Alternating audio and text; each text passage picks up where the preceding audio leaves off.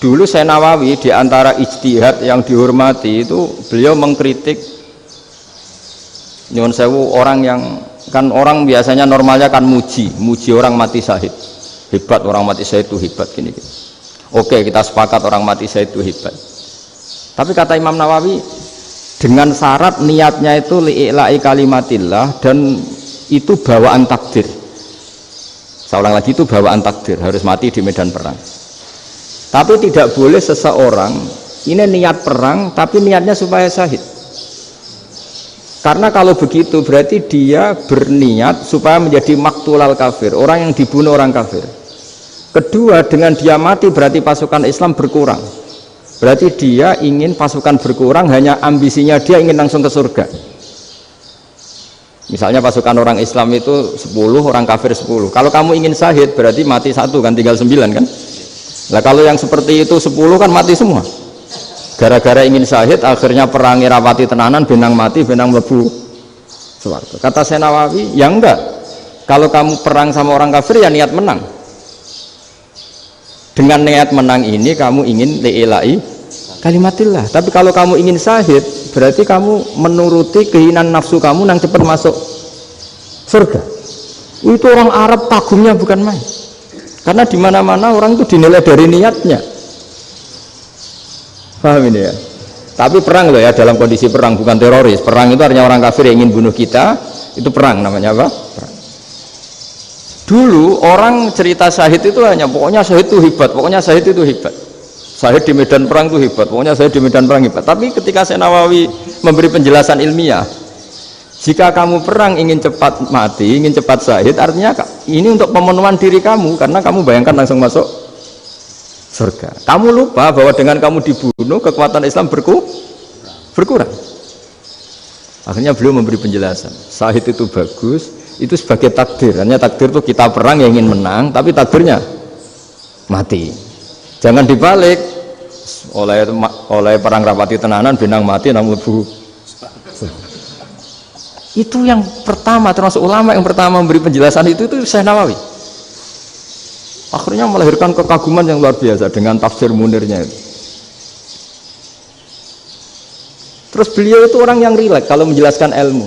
Ini ya juga guru-gurunya Mbah Hasim, Mbah Guru sama Mbah Hasim sama Mbah Ahmad Dahlan Syekh Nawawi.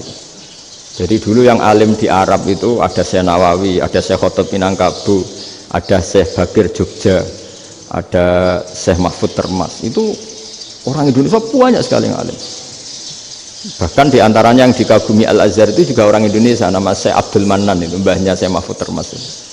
Itu pertama ada duta besar Indonesia di Mesir, itu termasuk barokahnya Mbak Abdul Manan tadi, itu juga orang Indonesia.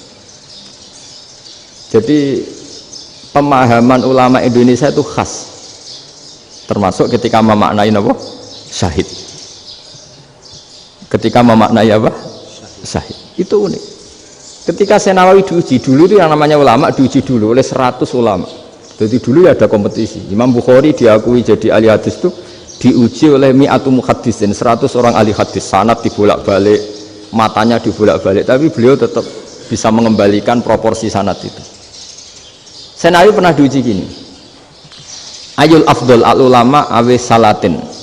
Keren mana ulama sama raja atau sama orang-orang kaya, sama penguasa?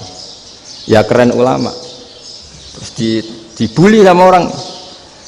Tapi setahu saya banyak ulama yang antri di rumahnya raja, tapi saya tidak tahu melihat raja antri di rumahnya ulama. Kan kebanyakan kan mungkin ustadz atau kiai yang antri ngajukan proposal kan enggak.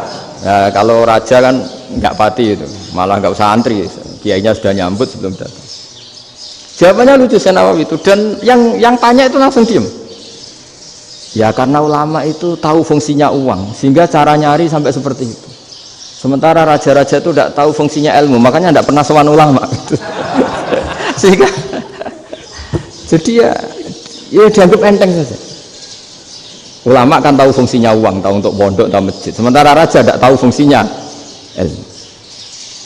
Jadi itu khas Jawa ya. Khas Jawa, khas Indonesia. Apa-apa yang menurut orang banyak dengan tanda kutip itu buruk atau baik, itu orang Jawa menafsirkan tuh gampang saja. Sehingga semenjak itu Jawa itu dipandang betul. Saya punya kitab namanya Qadayal Haji wal Umrah. Itu terbitan Hayatul Ulya Arab Saudi, milik Wahabi. Itu diantara fatwa yang dipakai untuk solusi muskilatul haji, problem-problem haji kekinian. Itu fatwanya syekh-syekh yang dari Indonesia. Termasuk Syekh Khotib Minangkabau, Syekh Nawawi Banten, Syekh Bakir Nur Jogja. Misalnya begini, dalam fatwa-fatwa yang menyulitkan kita ya, sampai sekarang jadi perdebatan.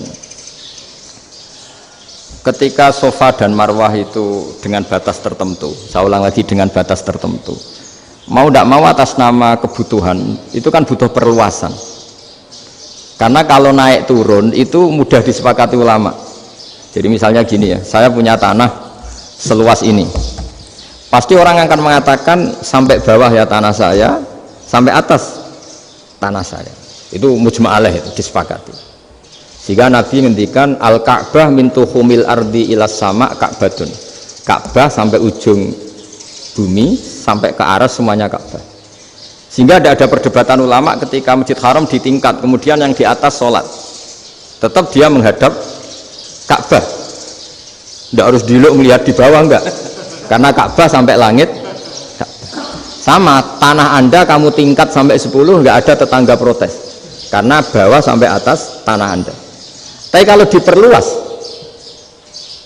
tanah Anda kamu luaskan setengah meter saja atau 3 cm saja, iso geger mbek tonggo. Karena di mana-mana batas itu ya tadi, kalau atas bawah miliknya, kalau samping enggak. Pertanyaannya, perluasan Mina itu ke samping.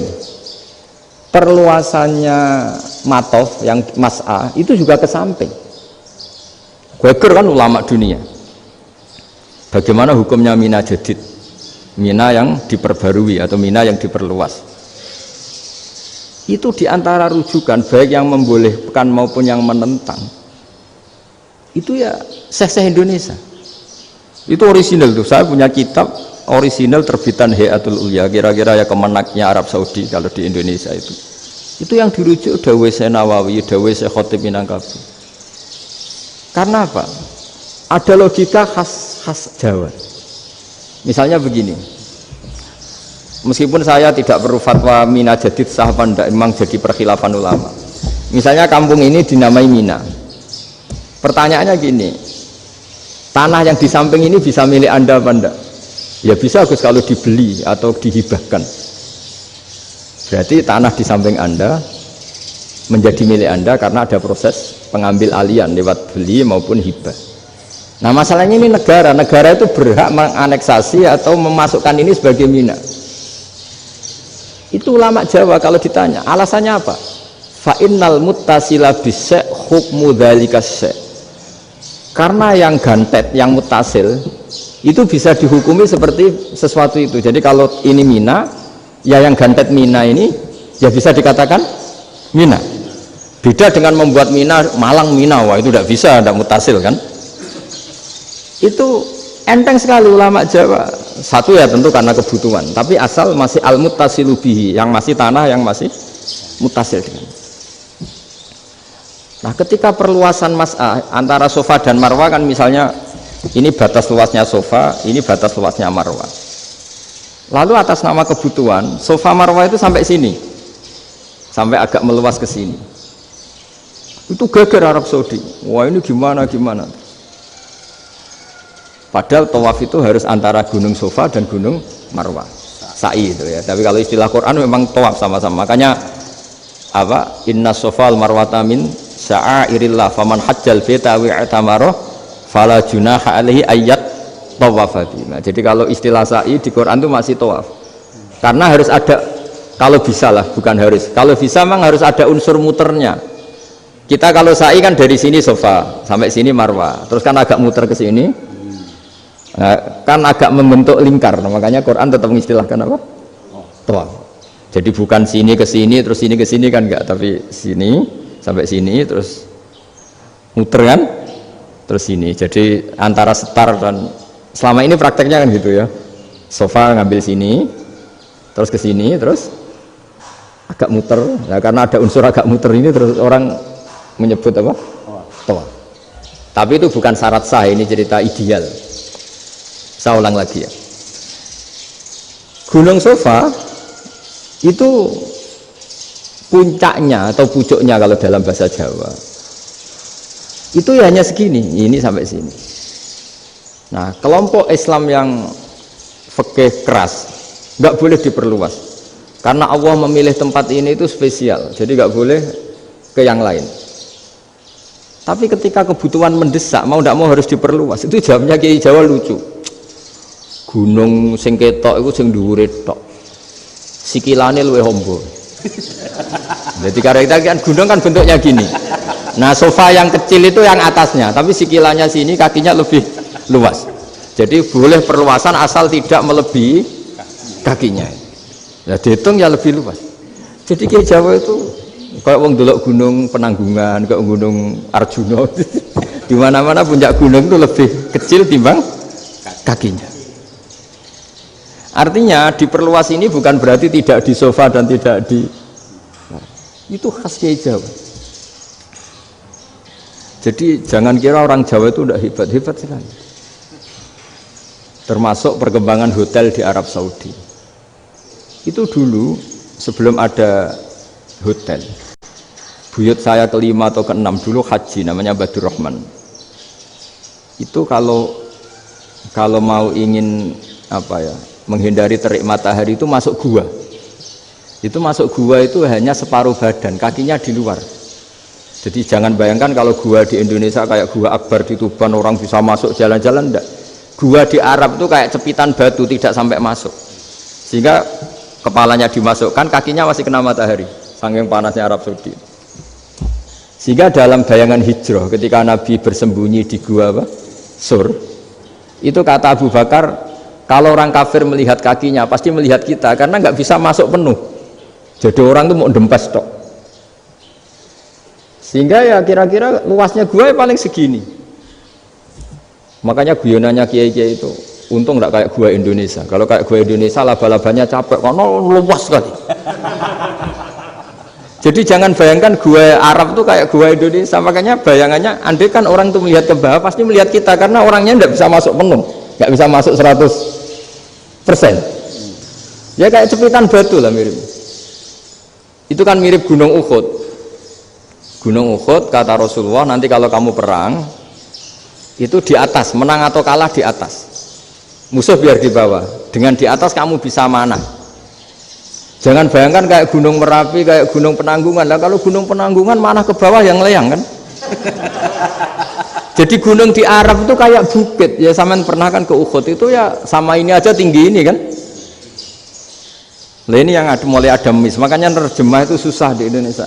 Karena jabal itu udah harus tinggi. Kalau tinggi nggak bisa manah dari atas ke bawah kan nggak ngefek kan. Sampai kalau ke Uhud gunungnya kan pendek sekali sehingga yang manah dari atas ke bawah ya kalau kena musuh ya celaka karena memang dekat. Ya kalau gunung Indonesia manah dari atas ke bawah yang keleyang nggak ngefek. Nah itu susahnya nerjemah bahasa Arab ke kita. Jadi